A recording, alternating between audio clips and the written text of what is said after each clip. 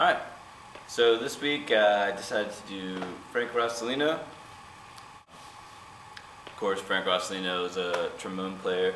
He's a very technical player, but still very musical as well. After JJ kind of defined the bebop style, that's when Frank came around. They played together on occasion actually, but so basically what JJ did is JJ defined the style of jazz trombone, jazz bebop trombone, and then Frank Rosolino kind of came along and expanded upon it. So pretty interesting guy, pretty interesting life if you ever get a chance to check it out. Kind of a tragic ending, but that's something else. So yeah, Frank, very much a bebop player. You can hear the bebop sound in his playing, very fast notes. One thing Frank is kind of known for as far as his style, and you can hear it, especially in this solo, is his wide range. He plays freaking high. Like, really focused down low as much. He didn't play too low, but his highs are so clear and good that if you write it down or really think about it, it just sounds like he's playing in the middle register of a trombone.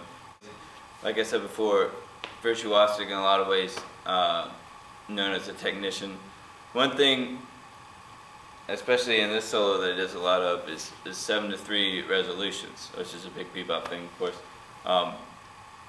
In this solo, as you can see from my analysis sheet, he has 10 different 7/3 resolutions.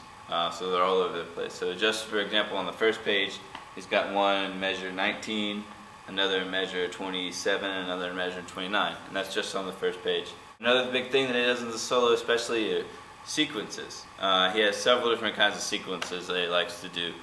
One is kind of just a short motive that he passes around through the different chord changes. So for example, in measure 10, he's got this 3-note motive, ba-doo-bop, ba-doo-bop, that he passes around, and he kind of plays with the time. It's a little, he doesn't start on the same beat each time, and he moves it around, changes the intervals on it.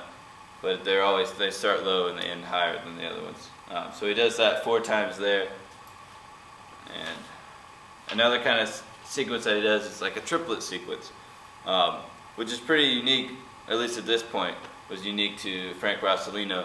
So Frank kind of took the trombone and made it so that at least he could play almost anything on it, which was, trombone players were kind of not known for being able to play everything.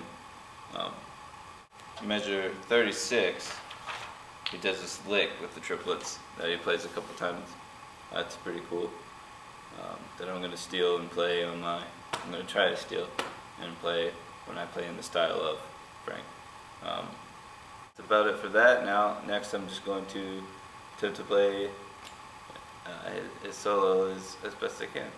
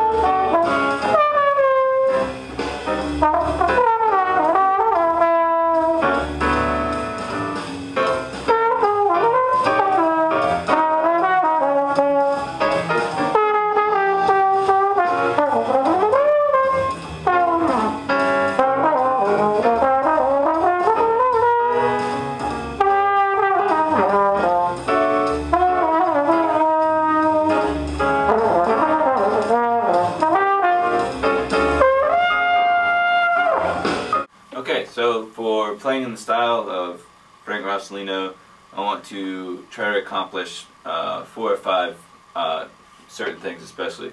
So the first one I really want to try to accomplish that he does a lot of is 7-3 resolutions. So I plan on, especially over the bridge, playing a lot 7-3 resolutions over those 2 5s, which should be something he would do and hopefully something I can do. So that's one thing. Another thing I'm going to try to do are those fast triplet figures that Frank likes to play. And I'm going to play some exactly like he does, and hopefully some a little bit different than how he usually plays it. But still, hopefully in the same style of. Also, I'm going to try to use a very wide range of notes, as Frank would do. So that's another thing I'll work on while playing those 7-3s and the triplet figures. Also, I'm going to do the other synchronizing thing that he does with the 3-note motives there. So I'm going to try that sequence as well over a few chords. And just overall, I'm going to try to play with a lot of energy, which is something I failed to mention before. It's just how much energy Frank plays with, and you can really feel it through listening to it, not even having to be live. I can imagine listening to him live and it being really something, just with the energy he puts through the horn. So yeah, so I'm gonna give it a whirl and see how it goes.